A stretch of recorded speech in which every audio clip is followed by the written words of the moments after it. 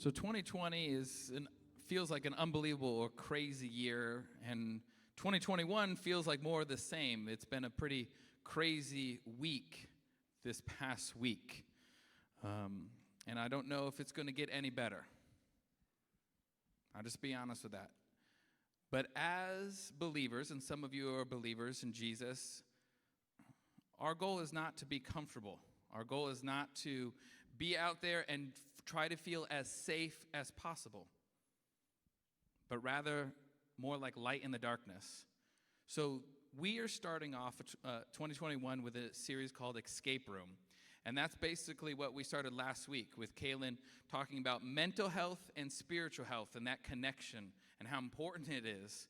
And tonight and next week, we have a special guest. His name is Matt Gallagher, and he's a counselor here in Wichita. And he kind of specializes in not just helping people, but particularly with personalities and even trauma. Because I know statistics show that many of you are dealing with a trauma. Maybe you don't even know it yet. And I think as a church, we shouldn't be silent from the awkward topics. And so we're going to be talking about mental health. We're going to be talking about some really deep stuff and the connection between your spiritual life and your emotional life. And here's the thing. This week and next week, we're going to end with an open Q&A. So if Matt here shares something that you have some questions on, save it. Coming up here, Matt. Save it. And go ahead and just think about it and then ask that question at the end. But here's a quick little video to kind of do an introduction.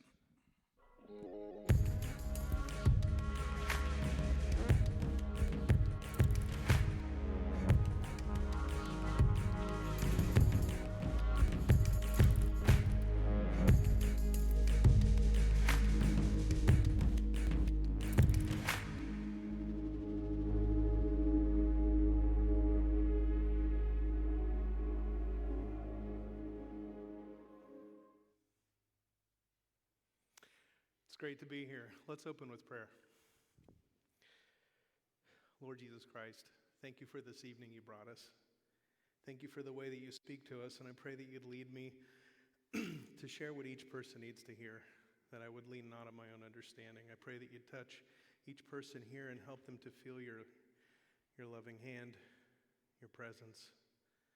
And I pray that you would lead us in the way that you know we need healing more than anyone else. I ask these things in your name and for your glory, Jesus. Amen. You guys really have a great thing going here. This is great. And it's awesome because the lights are here, so I can't see a single one of you. So I'm barely even nervous. I want to be up front about what I hope to accomplish tonight. My goal is to share what things I've learned about how the brain works in extreme situations, to try and demystify it a little bit, to try and help. And I think it helps if we know how things work. I'm doing that. Right now, I've given lots of talks on trauma. I hear it every day in my office. But I don't want to screw this up for you guys, even whatever that would be. So I notice my diaphragm's a little more tight, breathing's a little more shallow. I feel muscle twitches. It's hard to focus my thoughts because they're bouncing around. Anybody giving a speech in speech class? That little voice whispering, don't screw it up. Yeah, that's anxiety. So in a couple of minutes, it'll calm down, and I'll talk normal. My voice will be a little more steady. But there's all this normal pressure, and that's how God made us. So I want to be encouraging to you, because if we understand this is how God made us to survive difficult situations, we can feel like we have a little more control over it. Oh, that's happening. I also want to be clear, too. Sometimes people ask, are you a Christian counselor? And I say, yeah, depending on how you mean that. Yeah, I'm a believer, follower of Christ. But sometimes people judge and shame themselves based on their faith. If I had better faith and I prayed more, if I had more faith, I wouldn't be this afraid. If I had more faith, I'd be happier, more joyful. I don't want to discount prayer at all, because I do believe Jesus is the ultimate healer, and God knows, just like I prayed, God knows what we need before we do. I also Well, I want to encourage you. It's probably abusive to yourself, or if someone says that to you, to say that your faith would, if you had more faith, then you wouldn't be this nervous. We don't ask for these things. It's just an outworking of who we are, and it's just like getting sick with anything else. So let's start with some points of hope. Yeah.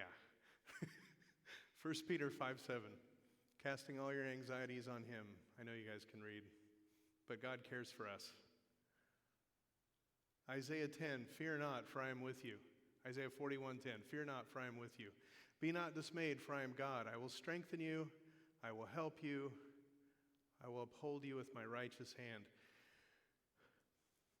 One of the things that's tricky about reading Scripture when we are afraid is it's really helpful if it gives us something to hang on to, and that's important. Don't stop doing that. But the part of our brain that understands things and the part of our brain that lights up the alarm sensors that tells us we're afraid, they're not very connected. It's kind of like if I got up here and there's that little voice saying, don't screw up, Matt, and one of you said, calm down, it's going to be fine. Would that have helped me? Oh, it's going to be fine. All right, moving on. See, the part of our brain that goes off, that gets upset, it works on its own. Like Kyle said, I'm a counselor here in Wichita across the parking lot. And really, that's a sacred opportunity for me. I say that because that's a sacred space where people trust me with their stories every day. And that's a whole journey in of itself. Like, so here's an example. The first trauma training I ever went to, it's me and 11 other therapists, and we walk into this room, and the lady there is going to teach us how to do some advanced trauma training, how to treat trauma. And what's interesting, all of us who are therapists are walking in there, and we're scared to death. And we should know how to do this, right? And she said, what are you guys nervous about? And I said, I don't know what I'm going to find in there. Because the whole training was about looking into your subconscious and meditating on that. And she said, you're only going to find what's there already. It's already at work in you. Might as well shine a light on it. Oh, okay, that's easy. It wasn't easy. but I found that to be true over and over. Like, I'm only going to find what's there. So quick definitions. If you look up trauma in the dictionary or Google it, you're going to find trauma, the word, refers to like a serious or extremely harmful event.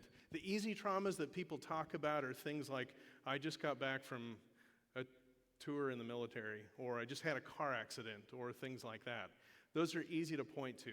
Something where something was clearly threatening. What's tricky is trauma depends on how we see things. That's one of the things, I think it's great that Kyle's so open and upfront about this. I will never forget when I went to Sam's last March, the day that I kind of saw things fall apart. Because through my eyes, I see people's anxiety cues and I see people's irritability and aggression. And I watched all these people scrambling around Sam's, and I just went to get a couple of things like, oh yeah, we need that for the office. And the world was losing its mind. Has anybody seen that in the last year?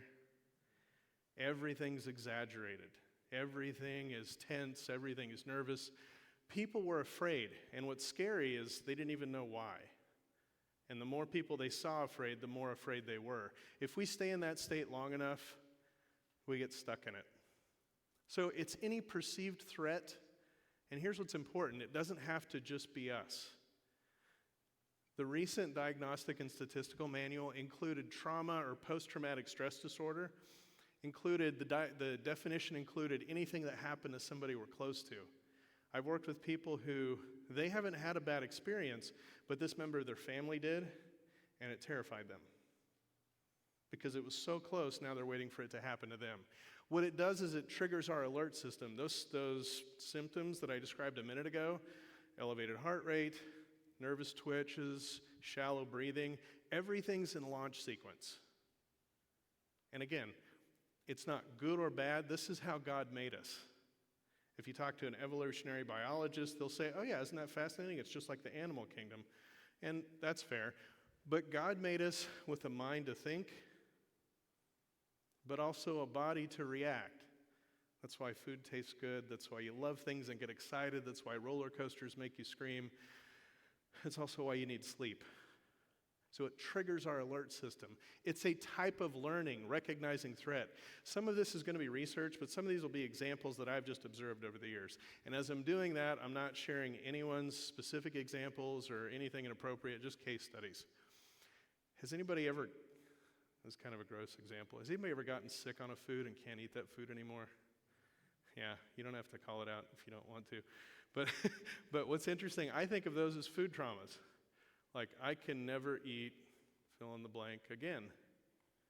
Because your brain learned that when you have this much funnel cake,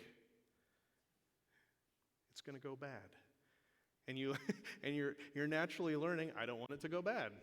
And depending on whether or not you can face that funnel cake again, I'm trying to think of the greasiest, most repulsive thing, but depending on whether or not you can face that again and have a good experience, your brain might relearn that.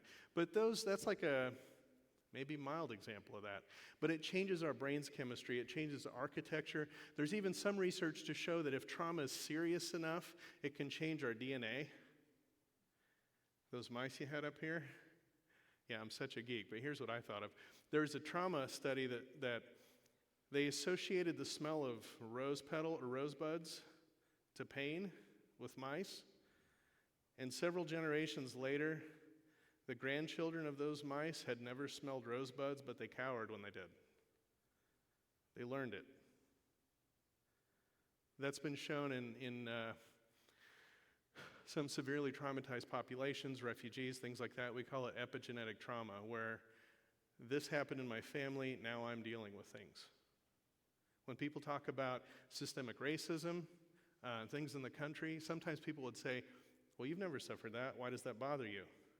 See, this is another place where we can be gracious with one another and say, I don't know why I'm afraid, but I am. And we can be gracious as believers and say, I understand. I don't judge that. It's unique to each person's experience. And what's interesting, it can go both ways. Sometimes if you've been through a lot of difficult things in life, you learn how to deal with it.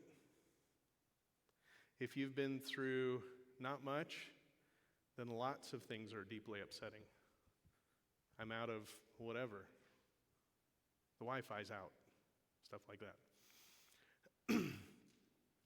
Let's talk about the parts of the brain that trigger this. This is a little bit what I mean when I say saying calm down or it's going to be okay, relax, it doesn't help. If you can see that picture, this is way oversimplified, but break the brain up into three parts. We have the reptilian brain back here, the mammal brain in the center, and what we call the primate brain. Everything primates and especially humans on up have that. So, have you ever touched something that's hot and let go? Did you realize it was hot before you let go or after? Yeah, usually it's after, because if I wait long enough to think, ooh, that's hot, and I have a conversation with myself, blisters are forming. So what's interesting, I touch it, and then I realize it, and it happens in that order. This brainstem reacts split second, thousandth of a second. This is where our fight, flight, or freeze, this is where adrenaline happens. Has anybody gone to a haunted house, feel the scream, stuff like that? Do you feel like extra strong afterwards? Yeah, that's adrenaline. You can break things, right? There's also a stress hormone that goes with that, cortisol. If we stay stressed for too long, it has damaging effects on the system. Analgesic refers to pain relief. Have you ever hurt yourself when you're in the middle of doing something, or somebody said, I was so mad, I didn't feel it, and then, yeah. This is what I'm constantly amazed by. Look how complicated we are. Look how God made us, that these systems go offline to make this other thing happen. I always think of, any Star Wars fans here? Remember when R2-D2 took that plug and plugged it over here, diverted shield power? Like I said, huge geek. What's interesting, the power gets shifted different places based on what we need. When we are in a severe fight, flight, or freeze, and by the way, we'll talk more about that later, but some of that's based on your personality. Like some of us, we start swinging right away. Some of us just freeze. And some of us run. We don't even know why. But we don't have to think about it, and it happens in a split second. The mammal brain, in the center of our brain, that's where all the emotions come from. I'm not ever going to talk down to you guys, and I also don't mean it as an excuse, but this is the part of the brain that's the most active during teenage years. From 13 to, depending on how you develop, 13 to 17 probably, the sounds are louder, the colors are brighter, the feelings are stronger. And like I said, it's not an excuse, but it's also not a reason. Like when I believe that verse when it says, never let anyone look down on you because you're young. True. Because this part of the brain, that thinking part up here, that's forming, and it's not done until you're theoretically 25. That's why your insurance gets cheaper. They can even chart it. People have less accidents when they're thinking more than they're feeling. Because it feels great to slide around corners, right? It did for me. Still does sometimes, but I'm much safer now. So that rational primate brain, we process things, we learn things, we think through it, we predict. Where should I point this? There we go. Fight, flight, or freeze. One researcher said if you look in the animal kingdom, you can even see this reaction where they don't have a brain, they don't remember things. Somebody asked, why aren't gazelle, or whatever that is, why aren't impalas traumatized? Why aren't they in support groups, shaking at the water hole, wondering why they can't go on each day? And I'm not making light of it, but like, they just go on.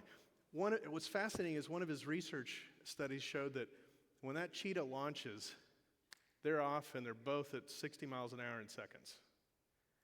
And what's interesting, in those difficult situations, if the animal is caught, it just goes limp. And it lays there. And what they found was, in some animals, like when the cheetah was holding something that was wiggling, it felt right.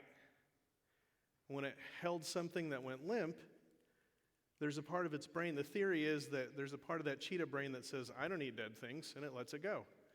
You ever seen that? Has anybody watched a nature show? And it runs it down, it catches it, sits there for a little bit, drops it, and walks off.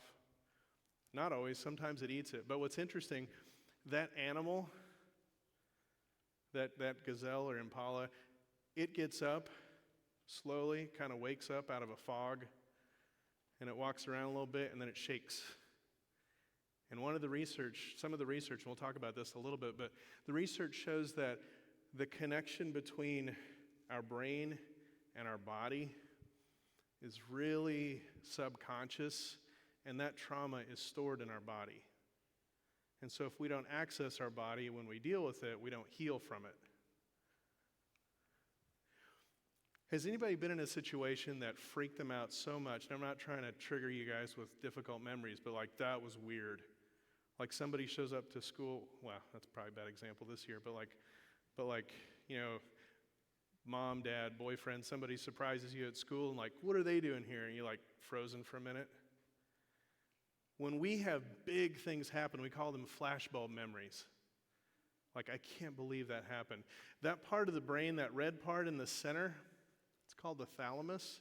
It's like your CPU. Is anybody's phone like locked up one time and all of a sudden everything's frozen? That's what happens with your brain.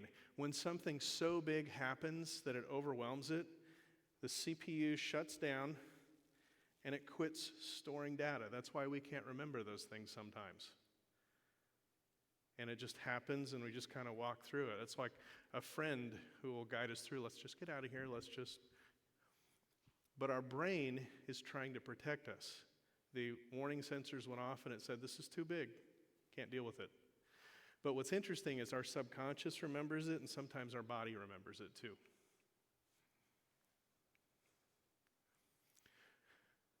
Warning signs for trauma,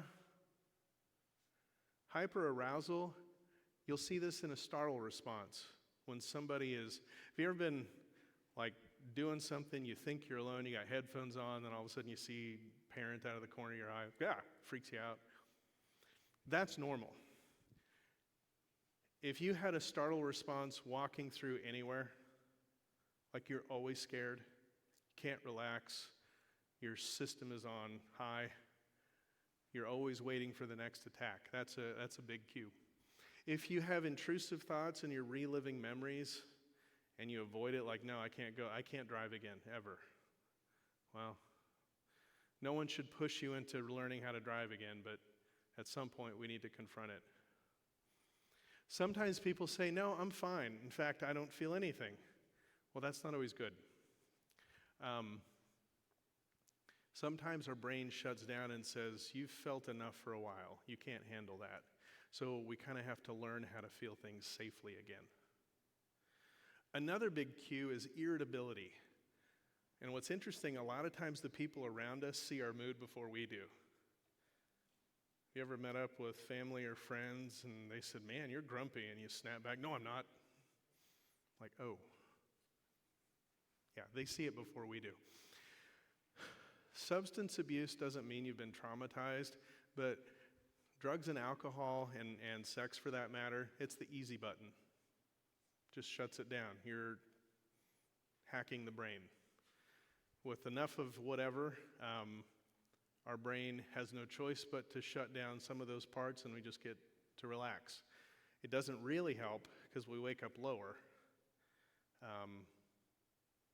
But again, that's another place where I don't judge because people just want to feel okay. But that's a cue. I'm doing this for a reason. If we have disruption to I can't sleep or I sleep too much, and a lot of times these will cluster together. Again, I want to be clear. I want to give you information to watch for. I want to be as clear as possible, but please don't self-diagnose with this. We've all had some feeling like this that we can identify. Most of us have had something like, oh, I remember that. Maybe I have PTSD. Probably not. But these are all warning signs. I think of trauma in our brain as sort of exaggerated energy. It's like our brain learned things too well. If all of a sudden we learn to be afraid, then we think I'm always in danger. Or we become angry at everything. We become righteous. They're wrong, and I'm in a fight with everyone.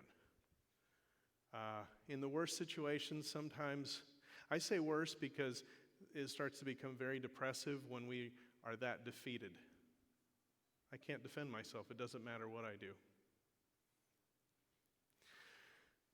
There's a phrase called cognitive distortions. Sometimes we assign regular feelings to how we interact with other people. We use words like always and never a lot. We'll assume, oh, it's always my fault. Everybody, if I see them upset, I assume I did something wrong. No, they're just upset. Or the reverse. I think everybody has wronged me, and I'm upset about that all the time. No, they're not here to please you. We're all just living our lives and trying to partner together, trying to develop fellowship. We become overwhelmed by our emotions, and this exaggerated energy creates kind of a wave. That's why some people say you have to learn how to surf your emotions, ride this wave out. One way of looking at it, we call it the window of tolerance. Hyperarousal means I'm so freaked out, I'm so upset. Think about a bad version of what we just saw a minute ago. I saw lots of emotion. It was really appropriate. People were engaged, and all of you met it at a different level. It was great. But if that's how you ordered coffee at Starbucks or tried to do your math, and you kept looking over your shoulder, it's incredibly intrusive. Or hypoarousal, not enough, or just shut down. It's like you can't get a pulse. You can't get excited about anything. And that's because that center part of your brain, that emotional, it's like an alarm system never went off. Anybody have a car alarm or an alarm on your house? Picture it going off 24 hours a day. You're driving around. Except that's when it's anxiety and trauma, it's always going off. You can't meet a new person without wondering, how are they going to betray me? Am I safe?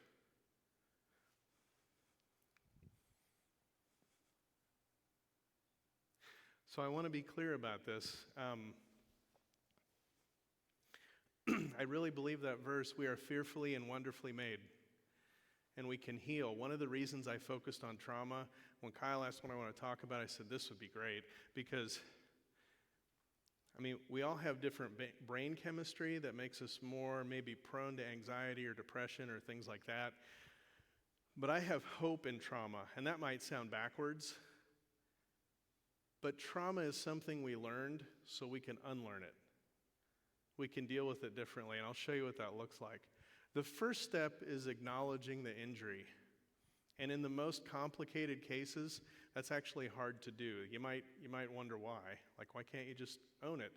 Well, heaven forbid if someone treated me bad, pretending that wasn't a big deal is one of the ways I've coped with that. Like, it's just, and then I make excuses. Or, has anybody ever heard of repressed memories? Like where you recover that later? And there's research that shows, well, from my perspective, you always honor whatever somebody says they remember. I think this happened. Okay, let's go with that. But I also don't assume, that's absolute fact. It happened just like that. In fact, we can remember stories that we weren't a part of because our parents or someone else told us about it. Oh yeah, I remember when we went to that amusement park and that horse did that thing? Like, son, you weren't born then. Oh. Our memory, our brains are fascinating. And when you think about it, and really this just tells me how little we've learned. When you think about it, our memories are chemicals and electricity. When you think about how we store memories, nothing has gotten close to how our brains work, and we're still learning things all the time. So I have hope that we can heal. The other thing is to be kind to ourselves. And a lot of times that is this, I say surfing because it's up and down. It's, okay, I can confront this trauma. And it never sounds that formal. It's usually like, okay, let's do this. And we do the work that helps us confront it. But then the next time we might judge ourselves. Why did I let that happen? I should have been stronger. One of the things I want to encourage you to do when I say self-full, to recognize when you have limits. And that's hard for all of us. I have a week's worth of work. I'll have 30 or 40 really intense conversations a week. I love what I do.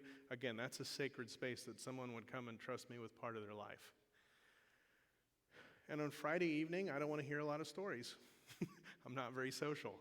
And I share that example not to tell you how grumpy I am or things like that, but I feel bad about it. Like, oh yeah, I wish we could go to that thing. That would be good. But man, I don't want to be around people. Anybody else identify with that? It's okay. Because for some of us, this experience, and we'll get more into this with personality, but it empowers us. Like, this is great. There must have been like this many people there, and it was so loud, and it was awesome. And others are like, okay, I'm going to need a nap. So recognizing, like, I'm just out of gas, and being kind to ourselves. The other thing to recognize, use your resources, your relationships. Know who you can trust. One of the problems that we face sometimes is we are so eager for acceptance that we'll share this delicate part of ourselves with somebody who doesn't know what to do with it, or somebody who can't give us what we need.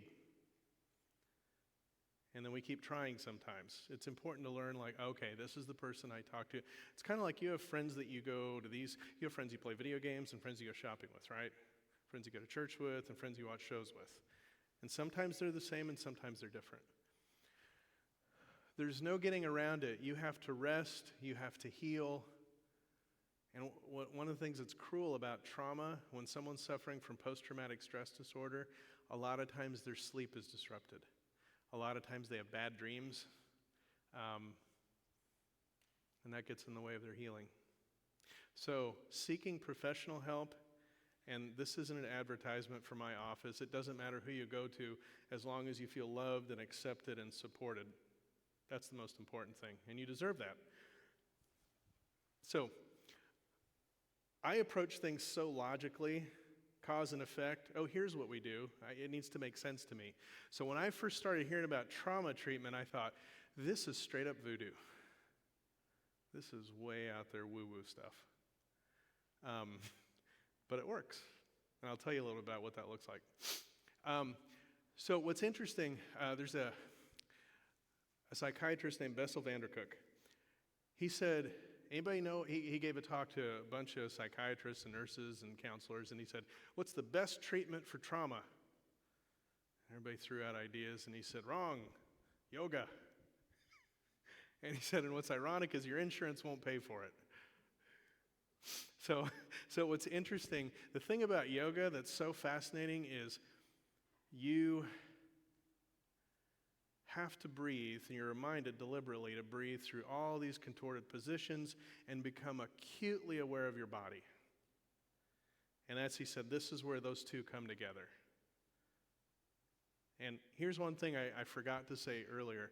When those parts of the brain are interacting, again, kind of like touching something hot,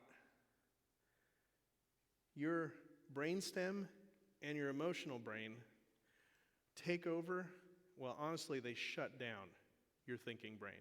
There's studies where they had people go into a brain scan, and they had them, and these people agreed to do it, which was so brave, but they read their trauma story, and they watched the part of the brain that controlled speech just go dark. See, trauma shuts down all those other systems. There was one study, they said, if heaven forbid you're in an accident or something like that, has anybody, well, don't volunteer this, but if anybody's ever had tunnel vision, that's, again, it goes with the shortness of breath, elevated heart rate. Your body is mobilizing to survive something. So your digestive system shuts down, reproductive system shuts down, you don't hear things the same way. Those are tragic situations when anybody says, why did they fire their gun that many times? They didn't know they did. Throughout history, like soldiers in combat, police officers in public service, they never heard a shot fire, and you'd say, that's crazy, how could that be? There were Civil War soldiers that had 6 or 8 shots loaded in their musket. They just kept loading shots, and they didn't know it. So all the parts of your brain that think and keep track of things, that's why somebody says, well, if I was in that situation, I would. None of us know. Because the part of your brain that takes over is just trying to survive it. So a lot of trauma treatment with a qualified professional who knows what they're doing is about helping you stay present in the moment. Because if something sad happens, we will look back on that and we'll say, oh, that's sad. I miss that experience, that person, that pet. In a traumatic situation, trauma makes us think we're in it again. So we go back to that situation, and I've seen people do that where they forget where they are. Where we have to set reminders. Where are you? Ground yourself. I'm right here. Look at me. Play therapy is something that works with kids. And by kids, I mean 5 to, well, I guess 20. I've seen it work with a lot of different people. What's fascinating, though, especially when younger children go into a play therapy situation and they start putting figurines out on in the sand, they're kind of reenacting it. And in their mind and how it works at that age, they kind of fix it. I worked with one individual who felt picked on at school. And there was a little person in the middle of the sand, and then all these angry animals around that person in the sand. He was surrounded. I wonder what this means. And what's interesting, they find solutions in their mind playing through it. There was a child who observed the World Trade Center tragedy, saw people falling even. Terrible, terrible. And he kept drawing these pictures, His parents were so worried. And one day, one of his pictures had this little black circle at the bottom of it. And the psychiatrist said, what's that? And he said, oh, it's a trampoline. So now they can bounce, and it's fine. Over. See, that's the thing. We don't know what fixes it. That's why I say it's in the eye of the beholder. In fact, sometimes when people work through their trauma, they're so used to reacting like this that it's almost like, be like if we disconnected the battery in your car and you go out and you start it just like normal, except there's no juice now, or there's a little trickle. So a lot of times it's like retraining the brain because it makes new lines, new grooves, new emotional chemical reactions. These last two examples are really out there. Eye movement desensitization and reprocessing, EMDR. It's either something moving back and forth in front of you so your eyes track it, or music going back and forth, or I've got these things that, so weird, but they buzz like your phone, and they go back and forth, and it makes your brain function like rapid eye movement. You know when you're having dreams, your eyes go back and forth behind your eyelids? You can see people's eyes do that. And so you guide people back into that memory, not to relive it, but just to visualize it. And then their brain gets a chance to realize, oh, I'm not there anymore. Oh, I'm safe now. Brain spotting is a technique where the place that you're looking at with your eyes tracks with the part in the emotional cortex. So here's what that looks like. You ask somebody, what are you upset about? And don't try this at home, but we do this all the time anyway, where when I'm telling you this sad story, I happen to be looking down here. And I don't know why, except that's where my brain goes. When someone's remembering something that upset them, and you scan in front of them, I felt it stronger right there.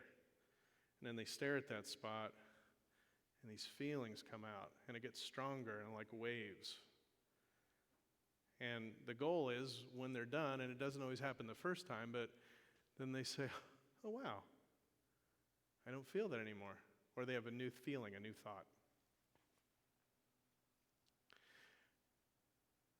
I saw somebody, this is total out there, but such a geek I am with therapy. I was in the line at Walmart a year or two ago, and I saw somebody that had a tattoo on their arm. It said you have to feel it to heal it. My first thought was, oh, she's done trauma therapy. So maybe I'm assuming things, but that's the thing. When we're dealing with really upsetting experiences that hijack our brain,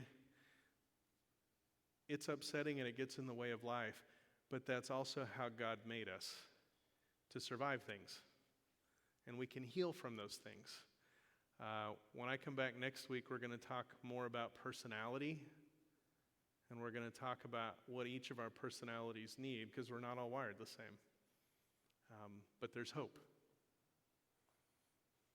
I'm open to any questions you guys have, but I appreciate the opportunity to be here, and I want to encourage you with all this.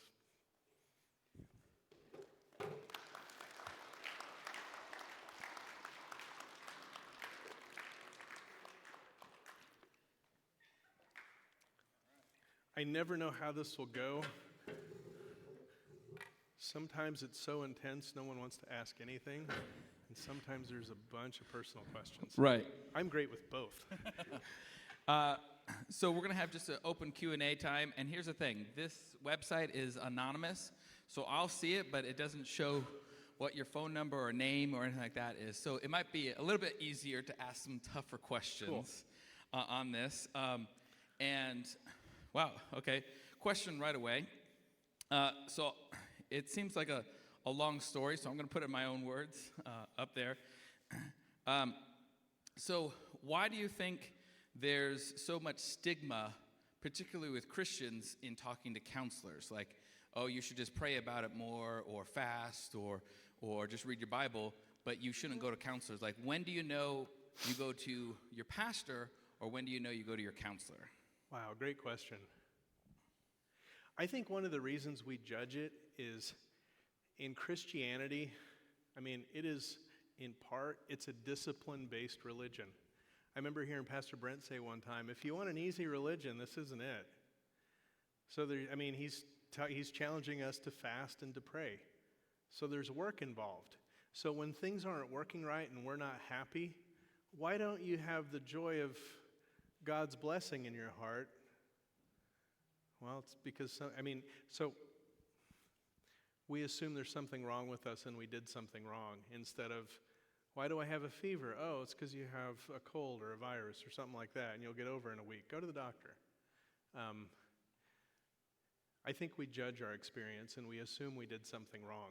And what's difficult is with trauma and anxiety and depression, those are actually normal symptoms. I think less of myself, and it actually gets in the way of my treatment now. So ask for help. Be kind to yourself. Another question, and we're going deep right off the bat. Great. What's the difference between just being sad and being depressed? Oh, great question.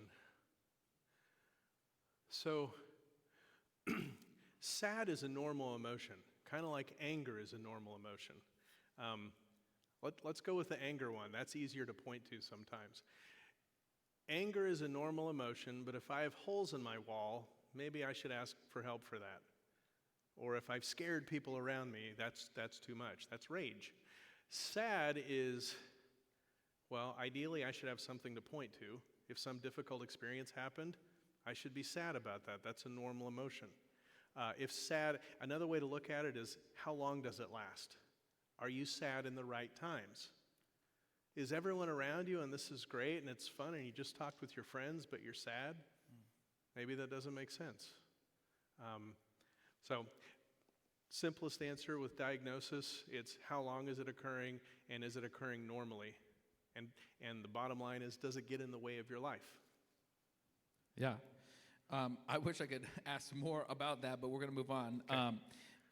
The other one is, my grandma recently passed away, and I haven't felt any emotions about it, even though I was close to her. Does that mean I'm numb or something wrong, or what would you say to that? Great question. I'll always remember first or second year counseling when a student, I used to work in schools for years, and a student said, Mr. Gallagher, am I going crazy? And I'd say, yes. If nothing else had happened, and this was a normal Tuesday, this would be crazy if you want to call it that. But you've had a grief in your life, and you're sad about it, and you're upset, or you've had a grief in your life, and you can't concentrate, and you can't focus, and you just kind of numb. Like, sometimes our brain is on overload. So if someone just lost somebody close to them and they're not feeling anything, some of us in our personalities, we don't know what to do with feelings. So honestly, that's one of the reasons why people stare at the picture of the person they love, because they're trying to feel it. Has anybody gone to try to turn the light on during an electric storm and the power's out? And you remember like, oh, right, the power's out.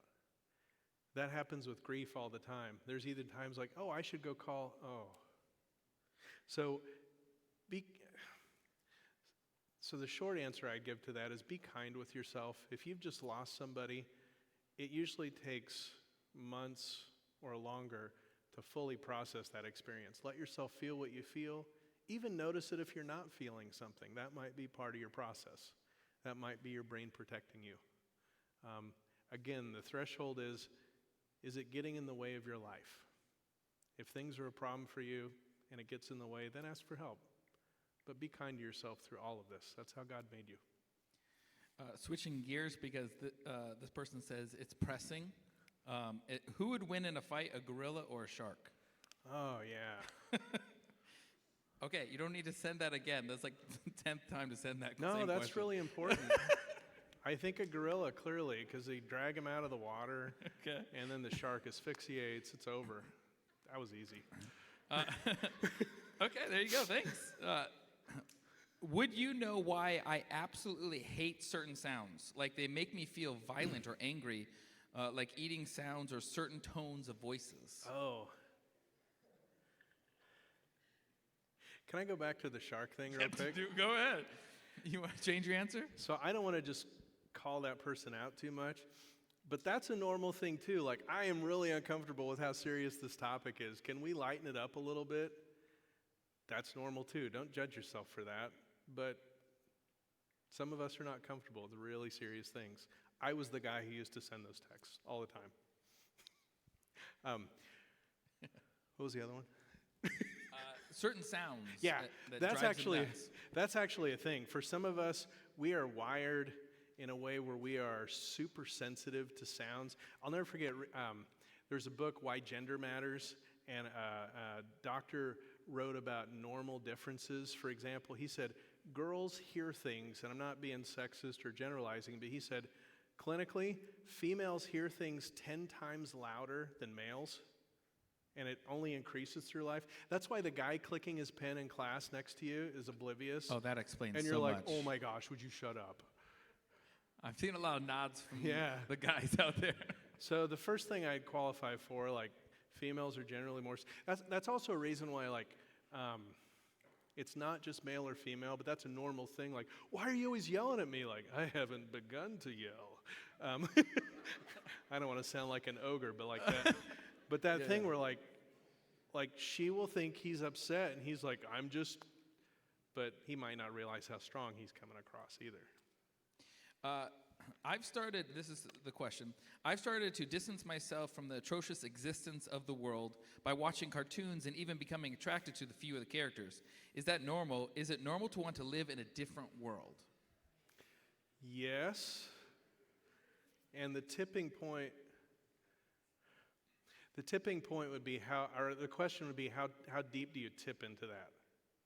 Maybe I'm just projecting, but I played so much Xbox after like 6 events were canceled this last spring. Like, I'm getting ready to present here, and I'm going to give this talk, and like, everything's canceled. You know, it was mildly depressing. But I could play Assassin's Creed with such energy.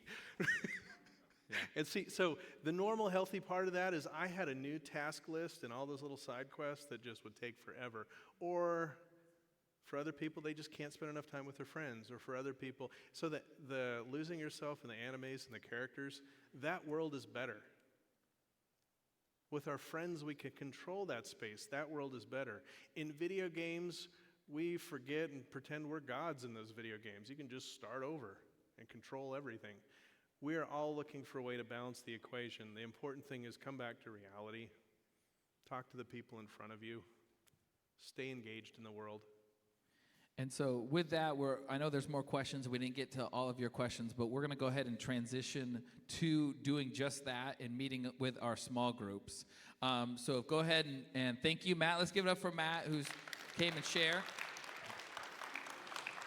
Next week, we're going to have some more, so if we didn't get to your questions, feel free to bring it next week. But let's go ahead and stand up and find your small group and head to your small group rooms. If you don't know where you're going,